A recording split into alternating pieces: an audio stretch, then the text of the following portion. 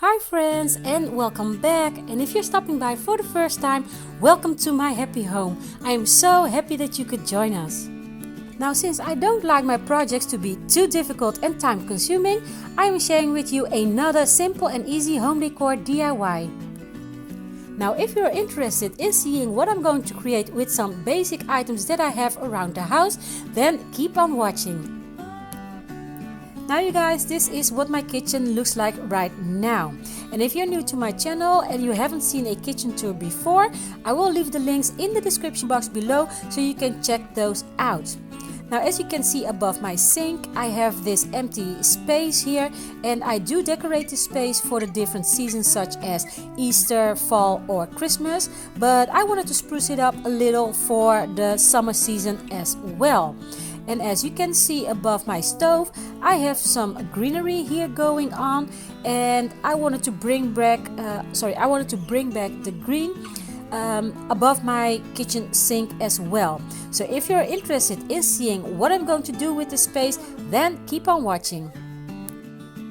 Now these are the items I'm going to be using for this project. I have some white acrylic paint, some decorative sand, my palette and my sponge brush. I also have some succulents and this floral foam, and I have these super cute tiny planters and as you can see, they were in the terracotta color, but I already went ahead and painted them in this gray cement look.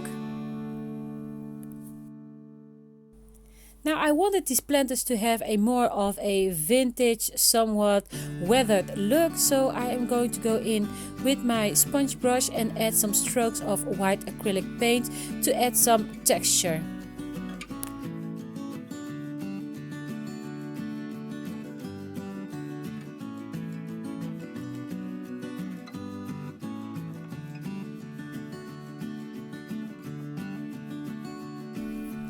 Now the first step in this project, or actually the second step after painting the planters, I am going to fill up the planters with some floral foam.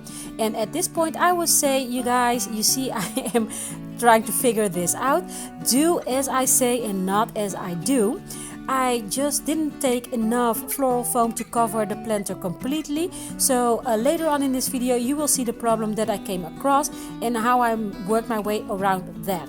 But for now I am going to fill up the planters with the floral foam. So in my case, to prevent the sand coming out at the bottom of the planter, I am using some glue pads, as you can see here, to cover the hole so that I can go ahead and add my sand.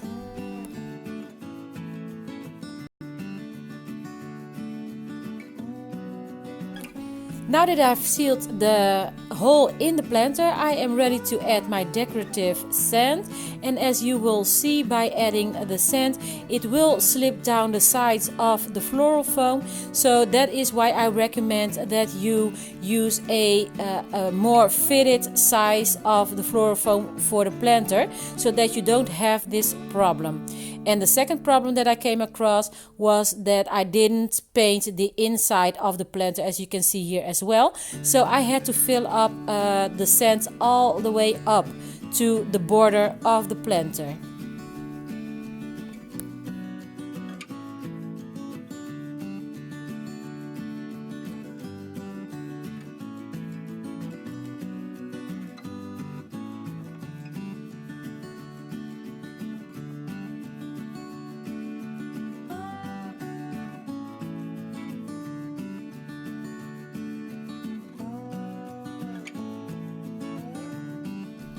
You guys, I thrifted this super cute mini tray for just €1, and I thought it would be a great addition to my kitchen, and it gives just that touch of farmhouse that I am looking for.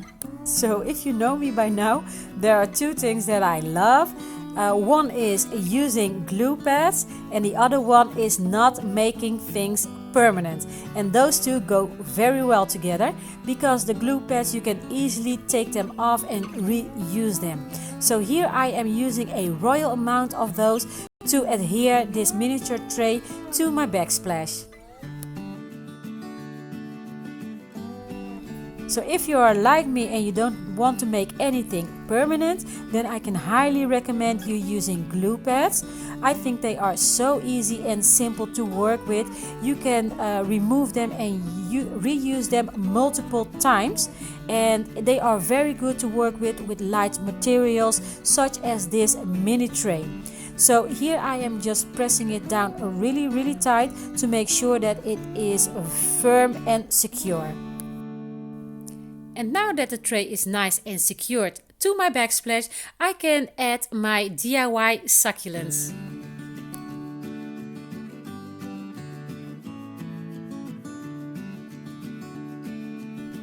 And this is the final result. I am so happy with the way this turned out. It was so easy and so simple to do. And as you can see, I love how this planter turned out, like this weathered look that they have. I think it was such a simple DIY with a big impact. So I hope that I could have inspired you to create something very simple for your own home. If you like this video, don't forget to give this a big thumbs up and leave me a comment down below. And if you're new to my channel, I would love it if you would consider hitting that subscribe button and become a resident of my happy home. So for now, I want to thank you all so much for watching, and I see you again in my next video. Until then, remember to always live, laugh and love. Bye guys!